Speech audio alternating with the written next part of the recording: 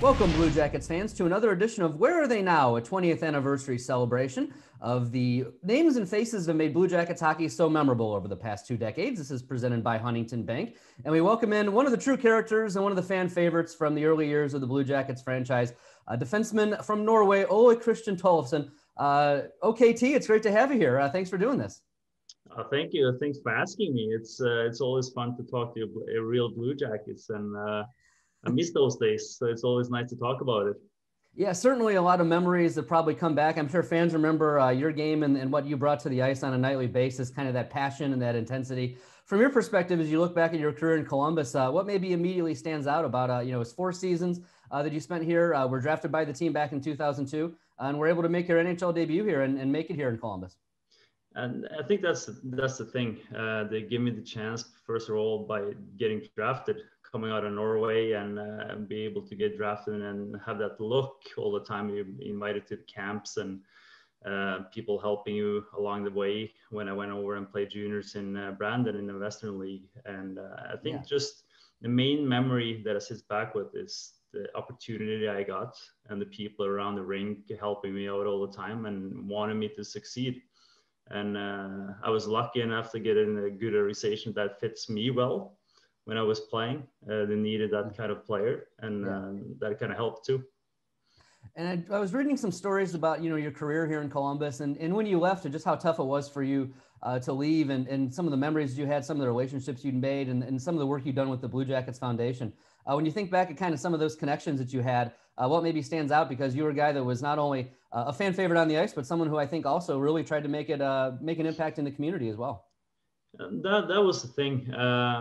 Both me and my wife, she was my wife at that time, but we're married now and having 2 kids. And the thing, we got involved in the community, obviously the foundation, but all the people we met and kept in touch with. People around the rink. We lived right by Birmingham Square there, right by the rink, and just the whole thing, just the atmosphere. We liked the city.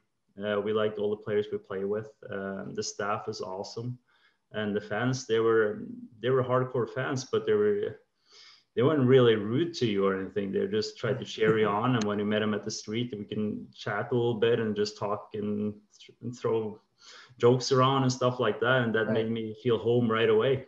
Yeah, I was going to ask about that fan connection, because I think you were known, you ended up with 4 goals, 10 points in your Blue Jackets career, but also you weren't afraid to fight guys. You weren't afraid to bring the intensity on a nightly basis. I think in the early years of the franchise, that was something people really appreciated, and it kind of did make you a fan favorite for those games that you were able to spend here in Columbus. Was it kind of fun to just have that connection, I guess, with the fans, just they appreciated kind of what you brought to the table on a nightly basis? Yeah, and that helps.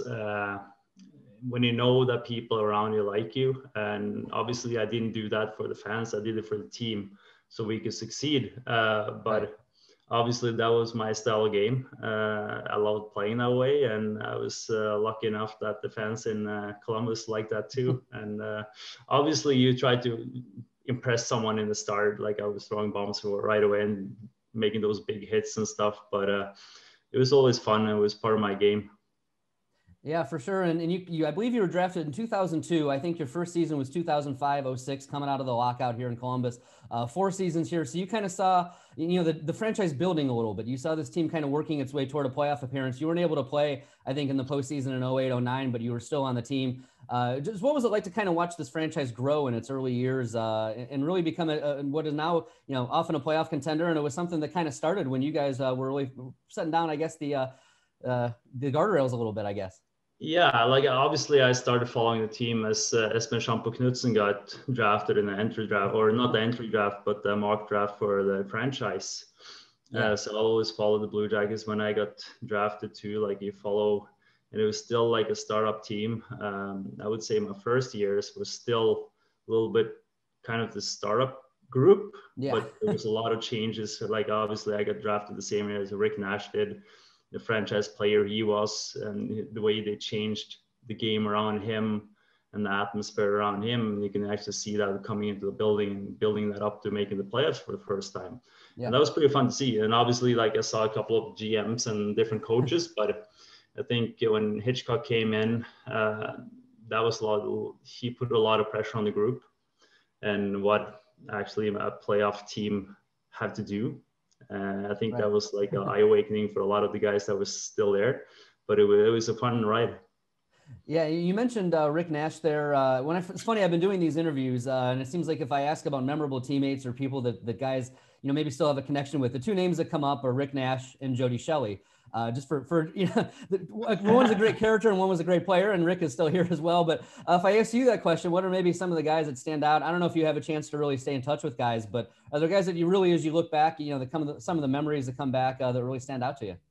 Obviously, it's like have been still playing. I retired a few years ago, but I tried to stay in touch with some of the guys. But my wife is better at that than I am, so she's keeping in touch with all the girlfriends and wives. And I would say the group when I came in as a young guy, I had Manny Malhotra, Jody Shelley, Rick Nash, all those guys.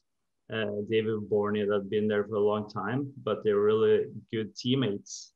And I think that's made that group as a team, like we can hang out, having like family dinners. Adam Foote was there, good with the teammates and everything. So for me, that was a really comfortable place to be because you were taken care of. So you're obviously trying to stay in touch, but I was actually looking at the game the other night, New Jersey against Rangers, and Nolan Foote made his NHL debut, and you saw Adam Foote in the stands. I was like, wow, that's a long time ago. He was just a little kid when I saw him in Columbus. Isn't it amazing how quickly? Yeah, isn't it amazing how quickly time flies, right? Yeah. I don't know if there's any stories or anything that kind of wouldn't think to ask about, but just things that kind of about your Columbus memories or anything that just kind of stands out other than what we've asked about. But, it was obviously a good group of guys, and you probably got to, have some memorable games, things like that. Anything kind of stand out in that realm? The main memory is just my NHL debut. For me, working towards that goal the whole time, coming from Norway, a small community, and actually being able to play in the NHL. So every day was kind of just an adventure. Obviously, my first season, they didn't tell me to get an apartment before in, I think, February, So we were living at the hotel the whole season. And that year, when I actually made that breakthrough, it was just because of luck. Klesla got suspended, I think, in the first 2 games, so they kept me on. And Brian Berard got his back injury the day after that, so I just kept playing, and then suddenly you were actually playing the whole time. So just overall good memories. Obviously, I was saddened by having a lot of injuries that made me didn't be able to play that long at that level. But just being able to play there for 4 years, it was just awesome. Yeah, for sure. And asking about kind of your time over here in Columbus, but I also want to ask about growing up in Norway. You're one of 8 Norwegian-born players to play in the NHL. You already mentioned one of the other ones, Espen Knudson, that played for the Blue Jackets. But just out of curiosity, how did you get involved in the sport over in your home country? It was my buddy in kindergarten. That was the easiest thing. And the rink was about 15, 20-minute ride away. And as soon as I put the step on the ice, it was a really small place. I was just loving the game, and the whole time just having fun with different sports. But when I had to choose, like obviously I chose hockey, and it was just tremendous being able to get away from Norway and play in the elite series, different places in the world. It's been a good ride. Yeah, that's for sure. Did you play any other sports growing up as well as hockey? You kind of mentioned European handball, skiing, soccer, athletes, running, track and field, all the different stuff. Did it all, but hockey was the one that won out and ended up working out, I guess. Yeah. And nothing was even close to that, so I've been lucky. Yeah, and mentioning Knudson there as well. It was funny when we first started emailing. You mentioned that it was 20 years since this franchise, which means 20 years since he kind of paved the way a little bit for a Norwegian guy to come over and play over here. Was that something that was a little bit of an inspiration to you, or is that something that would maybe cool to follow in his footsteps? I don't think your paths necessarily quite crossed here in Columbus on the ice, but it was just, he's a guy that's I think still kind of pretty well fondly remembered here in Columbus, and I'd have to imagine the same over in Norway. Yeah, obviously he was one of the pioneers coming over and playing in the NHL, and we all often look to Sweden. We have the same TV channel, so you're always awake when they show that one game a week, and that was always a dream. And I was actually one camp with Espen. I think that was the camp that I hit Jeff Sanders and pretty much destroyed his shoulder. So that was one of the memories that I probably shouldn't be doing. But so he told me, like, it's a good thing you're playing your game, but maybe be a little bit smart next time. Yeah. Let's say it's hockey. It's one of those things that happens, right? Yeah, exactly. Yeah. So especially speaking in Norway, I believe you're still over in Oslo right now. We do call this series Where Are They Now? I'd like to ask about what you're up to these days. So what's life, kind of post-retirement life for you back in your home country? It's been good. I moved back to Norway 3 years ago because I had to retire from a head injury from concussions. But right now I'm working with the Norwegian Ice Hockey Association as a player developer. So it's Nice. fun being out there on the ice. And from next summer or after this summer, I'm actually going back to Sweden. We're moving back there. That I'm going to work with SHL club Färjestad that pretty much sends a lot of NHL players to the US and Canada. So it's going to be fun to play or work with development there too. So I'm looking forward to that. Yeah. Was it something you maybe kind of saw in your future as you were playing, is maybe trying to stay involved with the game once you were retired? Yeah, I'm still in love with the game, and I'm probably going to be the whole life. For me, when I went to school, I went to one of those athletes colleges, and the work the coaches did there and taught me how to be a good person, how to be a good hockey player, the whole human being. Yeah. That made some footsteps on me that I'm probably going to stay with me in my whole life, and I want to try to do the same thing for the young athletes coming up. So hopefully I can do as a good job as those guys did. So probably keep doing that, I would say. Yeah. Well, you had a great career overseas as well as a great career in Columbus. It's been great to catch up. OKT, thanks for doing this.